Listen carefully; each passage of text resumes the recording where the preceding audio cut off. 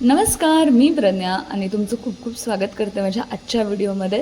तर जसं की मी ठरवलेलं की मी 1000 व्लॉग बनवेल आणि 20व्या व्लॉगनंतर मी डायरेक्ट सडनली मागच्या 7 दिवसासाठी गायब झालते. तर त्याचं रिझन हेच होतं की अचानक एक ॲक्सिडेंट घडला आणि ज्यात माझ्या हाताला लागलं आणि ते खूप जास्त ट्रॉमाटायझिंग होतं माझ्यासाठी किंवा खूप वर्स्ट फेज होती माझ्या लाईफमधली. म्हणजे अक्षरशः मी कधीच रक्त बघून घाबरले नाही आहे, पण या टाईमला मी खूप जास्त घाबरलेली. म्हणजे 2-3 दिवस सलग मला स्वप्नात रक्त येत होतं. त्यानंतर जेव्हा सहर्ष मला भेटायला आला, सहर्षचं असं झालं, तर तुला आठवतं आहे आपण प्रॅक्टिकलच्या वेळेस दोघंच जण फिंगर प्रिक करून करून रक्त काढायचो. अख्ख्या लॅबला वाटायचो तुला का रक्त बघून भीती वाटते. आणि माझं असं झालं की माहीत नाही का, बट यावेळेस मी घाबरली आहे रक्ताला. ह्या सगळ्या गोष्टी म्हणजे माझ्या लाईफमध्ये फर्स्ट टाईम इतकी कशाला तरी घाबरली असेल.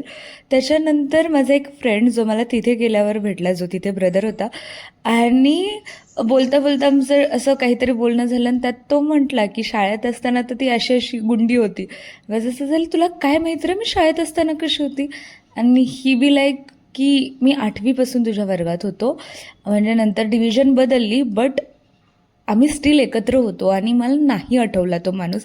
त्यानं जेव्हा सांगितलं किंवा बोलला देर मला आठवलं की ओके.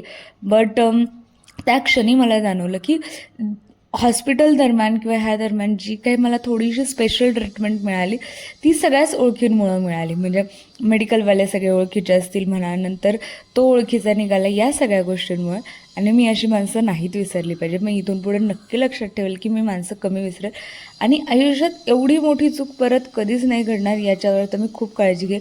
स्वतःची काळजी घेणं हे खूप जास्त गरजेचं आहे. जान आहे तो जहान आहे, हे मला आत्ता कळलं आहे, वळलं आहे. आणि आता इथून पुढे मी रेग्युलर व्लॉग टाकायचं ट्राय करेल. Bye bye.